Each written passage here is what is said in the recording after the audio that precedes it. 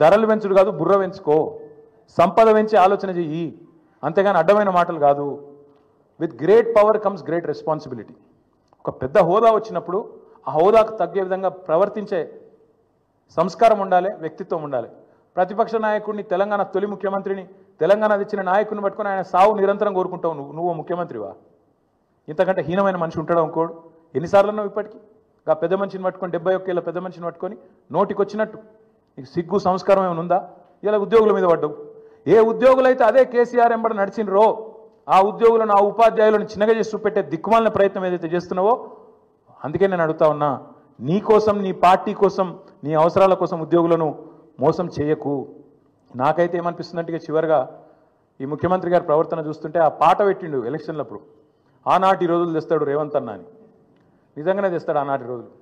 ఆనాటి రోజులు అంటే ఇక రేపో మాపో ముఖ్యమంత్రి గారు అందరు కలిసి ప్రెస్ మీట్ పెడతారు. ఇక రాష్ట్ర ఆర్థిక పరిస్థితి బాగలేదు, మా పరిస్థితి అసలే బాగలేదు, కాబట్టి ఇక పెండింగ్ డిఏలు కాదు, రిటైర్మెంట్ బెనిఫిట్లు కొత్తవి కాదు, పిఆర్సీ కాదు, మీకు 73% కేసీఆర్ ఏదైతే జీతం పెంచిండో అది వాపస్ ఇయ్యండి, జర రికవరీ యాక్ట్ కింద తీసుకుంటాం వెనుకకు, వాపస్ ఇవ్వండి, మళ్ళీ పాత రోజులకు పోదాం, ఆనాటి రోజులకు పోదాం, 2014 నాటి రోజులకని గ్యారంటీ అంటాడు.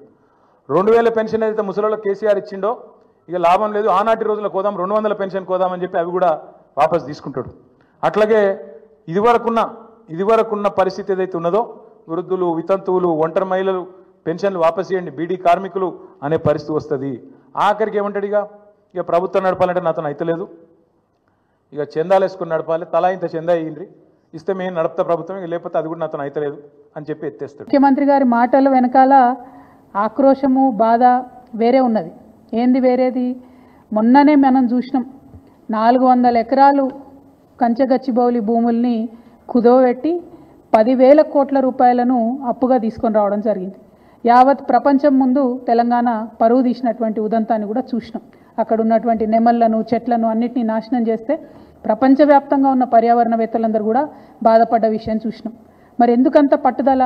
ఎందుకు ఆ భూములు అమ్మాలి? ఎందుకు 10,000 కోట్లు తెచ్చి వాళ్ళు 20% సర్కార్ కమిషన్ కాబట్టి, 20% కమిషన్ సర్కార్ కాబట్టి అందులో 20,000 కోట్లు డైరెక్ట్గా రేవంత్ రెడ్డి గారి సొంత ఖజానాకు పోయిందని ఇవాళ నేను ఆరోపణ చేస్తూ ఉన్నాను. ఇది తప్పైతే ప్రభుత్వం తరఫు నుండి శ్వేతపత్రం రిలీజ్ చేయండి. మీరు 1,00,000 కోట్లు ఏం చేసిండ్రో చెప్పండి. 80,000 కోట్లు మీరు డెట్ పే చేసినట్టు మొన్న బడ్జెట్లో ఇచ్చినటువంటి డాక్యుమెంట్స్ ద్వారా తెలిసింది. కానీ ఇంకా ఎందుకు అప్పు తెస్తున్నారు? తెస్తుంటే దానికి ప్రణాళిక ఎక్కడ ఉంది? ఏం ప్రాజెక్టు కట్టిండ్రు? ఇవాళ నేను కాదు, గ్రామాలలో ఉన్నటువంటి ప్రజలు బాధపడుతున్నారు. పల్లె ప్రగతి మొత్తం పడకేసింది. కనీసం మోరీలు క్లీన్ చేసేటటువంటి పరిస్థితి లేదు, ఈ జీతాలు ఇచ్చేటటువంటి పరిస్థితి లేదు. మరి ఎందుకు ఇన్ని వేల కోట్లు అప్పు తెస్తున్నారు? ఎందుకు రాష్ట్ర భవిష్యత్తును ఇబ్బంది పెట్టేటటువంటి పరిస్థితి క్రియేట్ చేస్తున్నారని నేను ముఖ్యమంత్రి గారిని డిమాండ్ చేస్తూ ఉన్నాను. ప్రభుత్వం ఖచ్చితంగా శ్వేతపత్రం ఇవ్వాలని కూడా డిమాండ్ చేస్తూ, మరి తెలంగాణ రాష్ట్ర గౌరవాన్ని ఒక పక్క తాకట్టు పెడుతున్నారు, అవమానపరుస్తున్నారు. ఇంకొక పక్క తెలంగాణ బిడ్డల భవిష్యత్తును కూడా నేషనల్ స్టాక్ ఎక్స్చేంజ్లో మీరు తాకట్టు పెడుతున్నారు.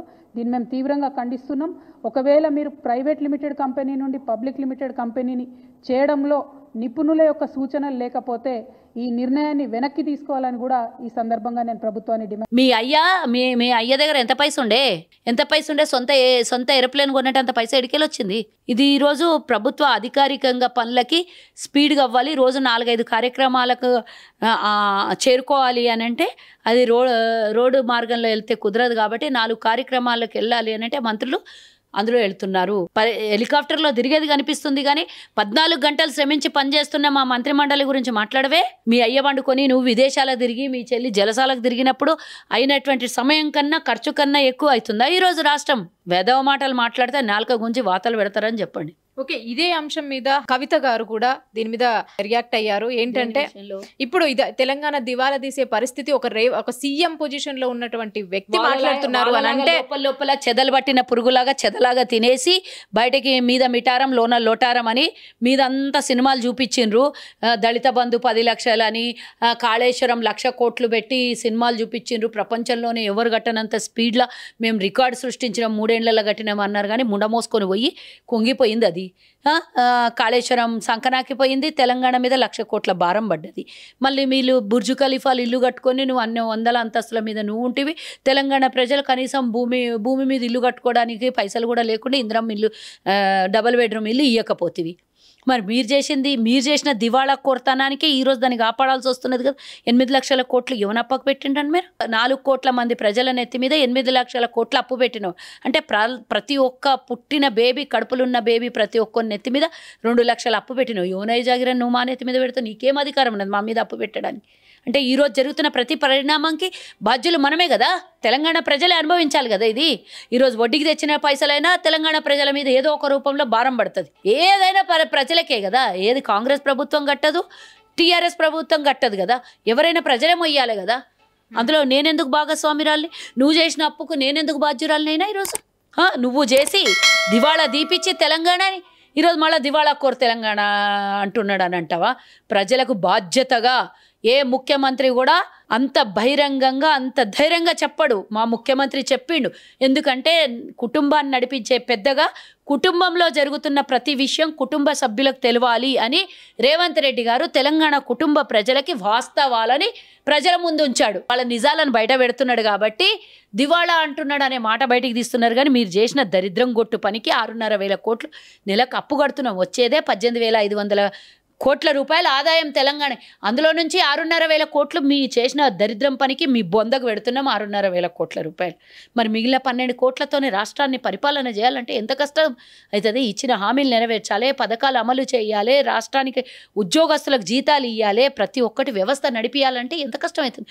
ఈ 6,500 కోట్ల రూపాయలు మాకు ఉండింటే మేము అన్ని పథకాలను అమలు చేస్తుంటే సాఫీగా నడుస్తుండే ప్రభుత్వం, ఎవడు వేలెత్తి చూపించకుండా. ఈరోజు నువ్వు చేసిన అప్పుకి మేం భారం మోస్తుంటే మా నెత్తి మీద మళ్ళీ ఇంకో రాయేస్తావు. దీన్ని చెప్పొద్దా? ప్రజల ముందు చెప్తే, వాస్తవాలు చెప్తేనే ప్రజలకు అర్థమవుతుంది. నువ్వు ఇయ్యలేదు అనేదానికన్నా నువ్వు చేసిన అప్పుకు వడ్డీ కడుతున్నా అని ప్రజలకు చెప్తే తప్ప